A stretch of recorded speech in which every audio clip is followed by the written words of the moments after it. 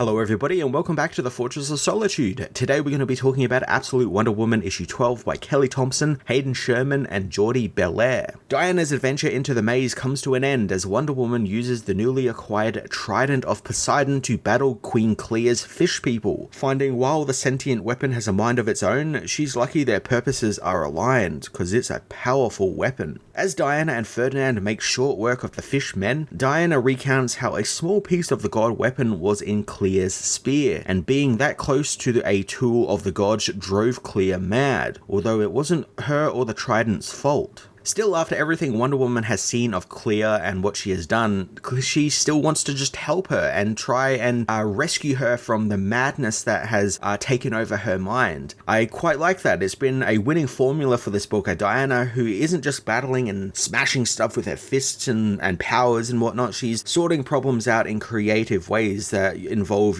talking a villain down or trying to find out what they need to help free them from what is ailing them. Diana listens as the Trident reveals that Clea is indeed an Atlantean, something Diana is surprised by since she thought all Atlanteans were long dead, but this could also mean more of them could be out there, or even Atlantis might still exist. It's really interesting that Diana is finding common ground with Clea, finding that they are similar in that they are the last of their people, or so they both thought, and maybe like how she found the Amazonians, maybe she can help Clea find the Atlanteans. And again, hey, maybe this is how Aquaman makes an appearance in the Absolute Universe. Aquaman's been hiding deep down under the water and Clea opens up access to Atlantis or something. Diana's thinking is put on hold as Clea attacks her, enraged that the hero destroyed her staff and has taken possession of the Trident of Poseidon, something that she feels is owed to her as an Atlantean. Diana knows that none of those things belong to her, and that is why she could not possess them. As Clea tries to use her powers to take control of the Trident by force, Diana imbues a stone with magic, telling it to find Io, and when she and the others are through the exit of the maze, it is to seal the portal behind them. She tosses the stone away and yells for Ferdinand to follow it and help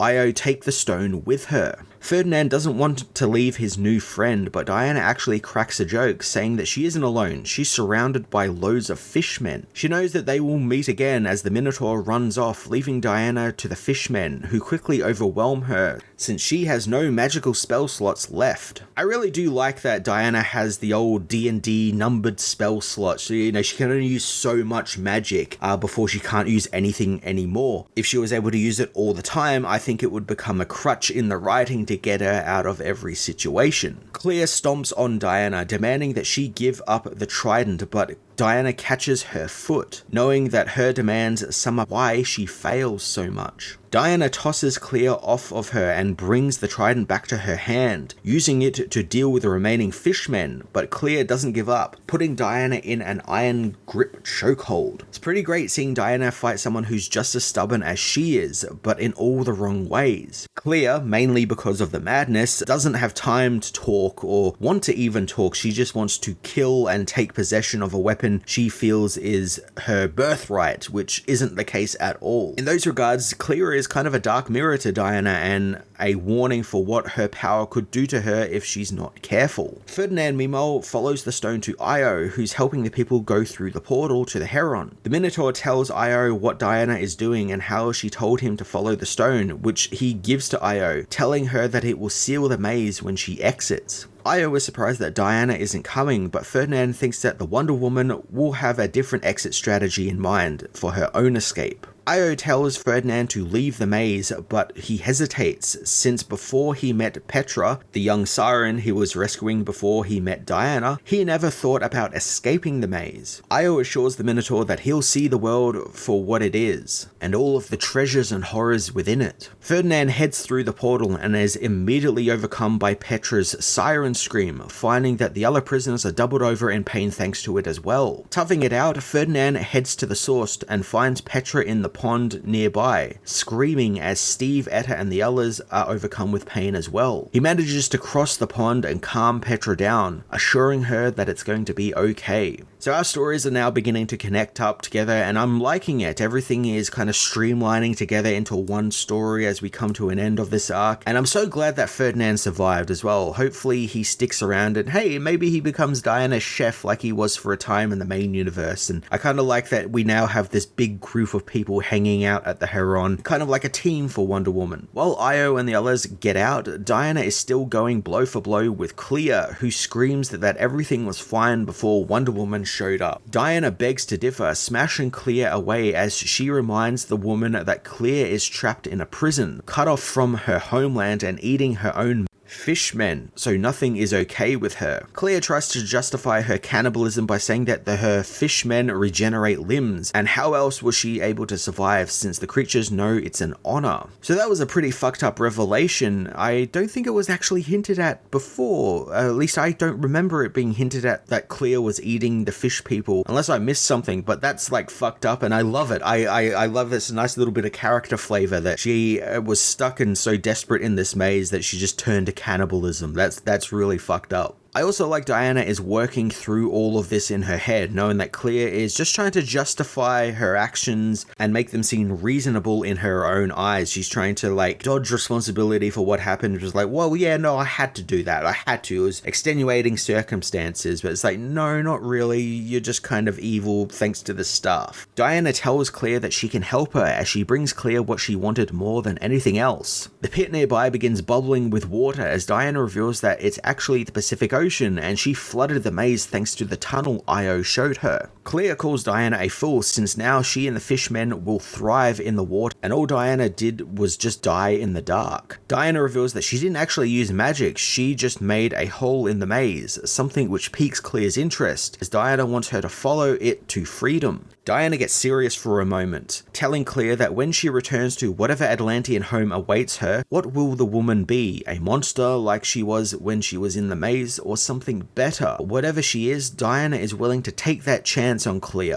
This is what I've been saying has been such a boon for this book, that Diana, who is so resourceful and smart and wants to help everyone she meets, even gross monsters or Atlanteans who partake in cannibalism, she realizes that there was a situation they were thrust into, and it's really because of the madness the staff was created, which wasn't the staff's problem either. It was all just like a bad choice for everyone involved. But she sees the good that these people could be and wants to actually try and help that and save that. So far, no one is beyond redemption for Diana, so I'm interested to see when the other shoe drops and she ends up meeting someone who is too lost and she can't save them, and what she does in that situation. That's going to be really interesting to see what Diana does. Diana tells Clea that if she stays a monster, she will find Diana less accommodating on her freedom. She leaves Clea to make her choice, diving into the pit of water and using the trident to swim down the tunnel. She hopes that freeing Clea isn't a mistake, since what she became in the maze may be unforgivable, but only time will tell if she became something else. Clea and her fishmen meanwhile decide to follow Diana, catching up to her in the pit and following her out of the exit. Back at the portal, Io sees the ocean water begin to fill the maze, making her realize that she is out of time. She hopes Diana knows what she is doing, asking Hera to protect her as she steps through the portal. Almost immediately though, Io is blasted by a bright light, which seemingly obliterates her and turns her into a pile of ash, leaving only the stone left, and Etta and Steve perplexed at what just happened. Out in Gateway Harbor, Diana bursts from the water, waving at some beachgoers as she sees Clea and the fishmen head off into the ocean,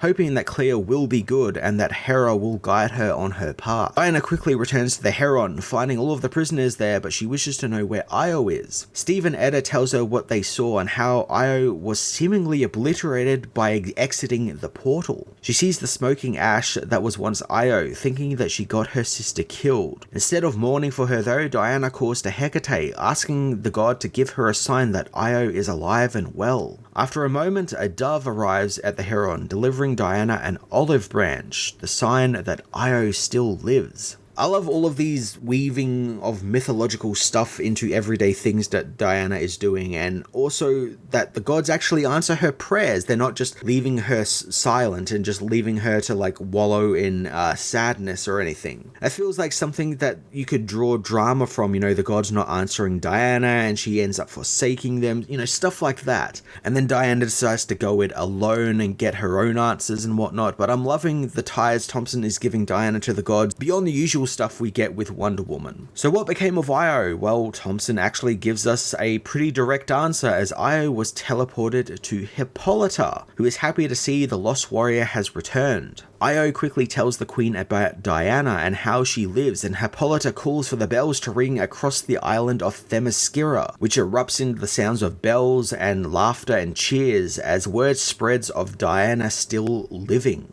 So I didn't expect to see Themyscira just yet, but I love it's just the normal Themyscira, more or less. It looks exactly like how we usually see Themyscira. I'm sure there's definitely going to be more to it, but I love the implication of Io being teleported back to the island as soon as she arrived in Man's world. Like, they obviously can't step in Man's world, and it makes me think there's some type of spell or something preventing Amazons from being in Man's world. And I have to wonder, it's probably because, well, if these people were there, they would actually try and help the world, and they would then, form an army against, the powers that be, Darkseid and everything. It's a big army against Darkseid, and they can't have that, so they're sort of sealed off in their own little realm and can't go onto Man's world, and Diana is the exception because of all the spells and stuff they did in hell for her. I can't wait to see more of this place and of Hippolyta. I like that Hippolyta is still alive too and there, and I can't wait for that reunion between her and her daughter. Elsewhere at an Area 51 black site, Veronica Kale tells Dr. Poison that the maze was flooded, believing that all the prisoners were lost, something that angers her greatly. Kale knows that the repair work is extensive and costs the gross of several nations, but what she really wants to know is why Poison did what she did and told Diana about the prison, and why she shouldn't just vacuum up the Doctor's gaseous form and kill her. Dr. Poison knows that Kale needs her, demanding her new suit now. I really like Sherman's paneling for this part of the book. It's all triangles intercut with each other, stacked on top of each other. Makes for a great visual look for the book. Otherwise standard character,